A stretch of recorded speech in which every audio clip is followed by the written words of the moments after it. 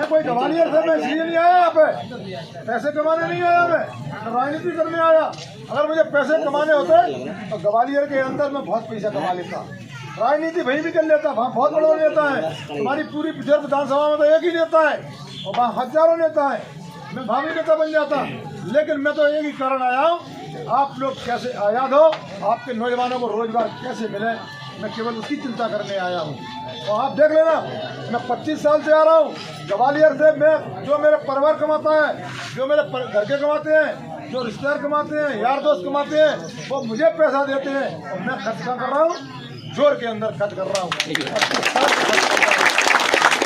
आप सोचिए कि 25 साल से मेरा कितना पैसा खराब हुआ होगा आपकी पिछोर विधानसभा में, और मैंने तुम्हारी पिछोर विधानसभा से कहीं से भी 1 रुपया उठाया हो 25 साल में, तो कोई भी नौजवान साथी, बच्चा, माता बहने कह दे कि प्रीतम भैया तूने 1 रुपया लिया था तो मैं उसकी जिंदगी भर गुलामी करूँगा ना उठाऊंगा, मैं 1 रुपया न लेके जाऊंगा। मैं तो केवल यही करने आया हूँ, आप लोग संपन्न कैसे बने, भाइयों को रोजगार कैसे मिले। और जहाँ रोजगार इतना है, जहाँ इतना रोजगार कहीं नहीं है। तेंदुपत्ता आपके यहाँ पैदा होता है, लेकिन जाता कहाँ है, पीपरी, गुना, ग्वालियर। वहाँ मिल लगे हैं बीड़ी कारखाने के, बंडल बनाने के, पैकेट बनाने के। अगर वो मिल यहाँ खुले होते तेंदुपत्ता आपके यहाँ का, तो मैं बताइए रोजगार मिलता क्या नहीं मिलता? मिलता आपको। हमारी माताओं को, बहनों को घर बैठे बीड़ी बनाने का रोजगार मिलता, लेकिन यहाँ रोजगार नहीं है। अभी ये फैक्ट्री खुली है तुम्हारे खनिया थाने के ऊपर, गत्ता फैक्ट्री बोलते हैं, आप कभी देख के आना। एक सेठ ने उसमें करोड़ों रुपया लगा दिया, फैक्ट्री खोली, गत्ता फैक्ट्री। यहाँ का विधायक जब तक बनाता रहा, देखता रहा, जैसे बनकर तैयार हुई तो उसके पास पहुँच गया, उसने बोला चालू जब करने दूंगा जब मेरा इसमें आधा हिस्सा डाल लेगा। मेरे भाइयों, माता बहनों, करोड़ों रुपया लगाया, ताला डाल के चला गया। अगर वो फैक्ट्री चालू होती तो 200-500 लड़के को रोजगार मिलता क्या नहीं मिलता? माता बहनों, नहीं।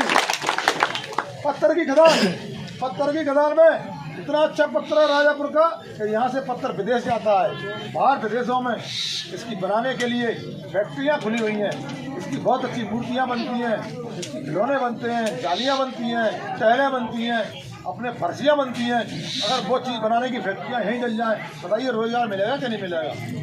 यहाँ मूंगफली कितनी होती है तुम्हारे यहाँ?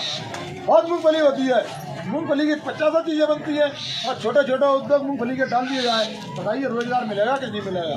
लेकिन उसने रोजगार नहीं दिया। मैं आपसे वादा कर रहा हूँ, लेकिन भारतीय जनता पार्टी का आप विधायक बना दोगे, हमारे नौजवानों को रोजगार शाम का बच्चा में यहीं दिलाऊंगा, और मैं दिलाऊंगा। अगर बाहर जाएंगे तो उसके आदमी जाएंगे, उसके एक भी आदमी बाहर काम करने नहीं जाता, उसके सारे आदमी यही काम करते हैं। दोस्तों पता कर लेना, आप देख लेना, आप जाकर करते हैं क्या नहीं करते। मैं तो पूरा बहुत कम उम्र से मैं तो सेवा में लगा हुआ हूँ। मेरी माता बहनों ग्वालियर में भी सेवा करता रहता था।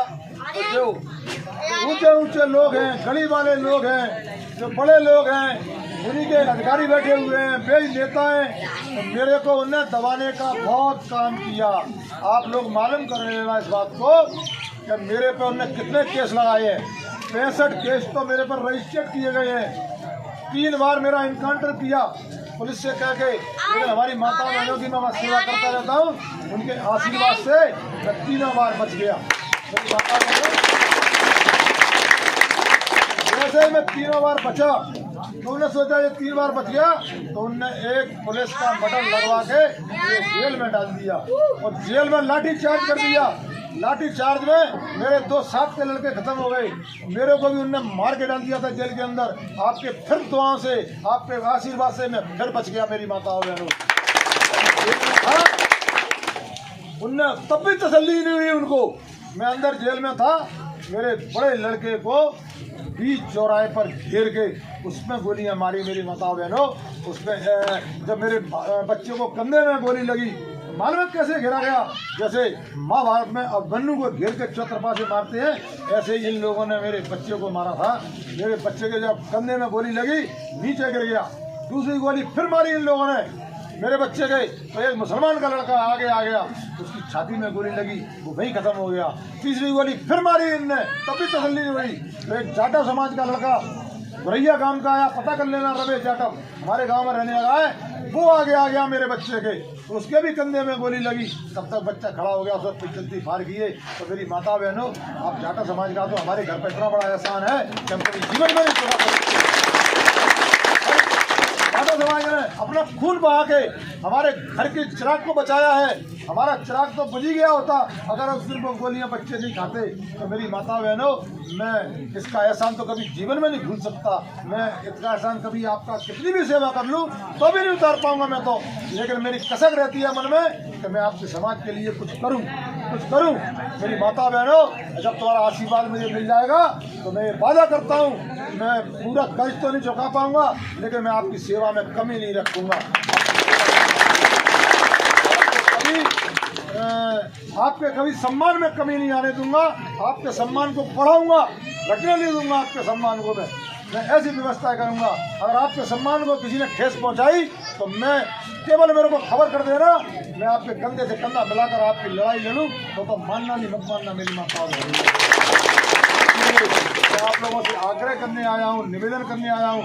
5-6 चुनाव हार चुका हूँ, क्योंकि अब मैं उम्र भी होती जा रही है, मेरी पैसा भी मेरा खत्म हो गया, क्योंकि 5-6 चुनाव हार चुका हूँ। ये मेरा आखिरी चुनाव है। इस चुनाव के बाद में फिर चुनाव नहीं लड़ पाऊंगा, पार्टी बार बार टिकट नहीं देगी मुझे। इसीलिए मेरी माता बहनों, जब मैं लौट के ग्वालियर जाऊंगा तो मैं क्या जवाब दूंगा ग्वालियर वालों को कि मैं पिछोर में 25 साल में क्या करके आया हूँ। लोग ताने देंगे। इसीलिए मैं आप लोगों से आग्रह कर रहा हूँ, मेरे को केवल 2 चीज़ दे दो आप, मुझे तीसरी चीज़ की जरूरत नहीं है। आप वो 2 चीज़ मुझे दे दोगे तो मैं ब्याज के आपकी दोनों चीज़ों को आपकी सेवा में लगा दूंगा। वो 2 चीज़ें आप मुझे दे दो तो मैं धन्य हो जाऊंगा। उसी से ही मैं पलता फूलता रहूंगा और आपकी सेवा करता रहूंगा। केवल मुझे मेरे सर पे हाथ रख के मुझे केवल आशीर्वाद दे दो और दुआएं दे दो, बस 2 चीज़ दे दो मुझे, और इसके अलावा मुझे और कुछ नहीं चाहिए। मैं आग्रह करना चाहता हूँ हमारी माता बहनों से, हमारी बुजुर्गों से, माता से, बस मेरे सर पर रख के थोड़ा आशीर्वाद दे दो मेरी माता।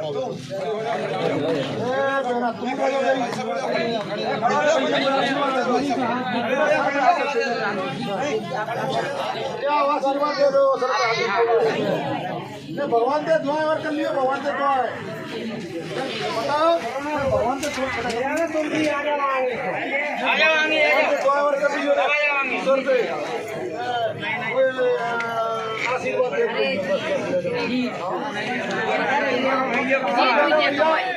सब पहले आशीर्वाद दिया, भगवान से प्रार्थना कर लियो अपनी बात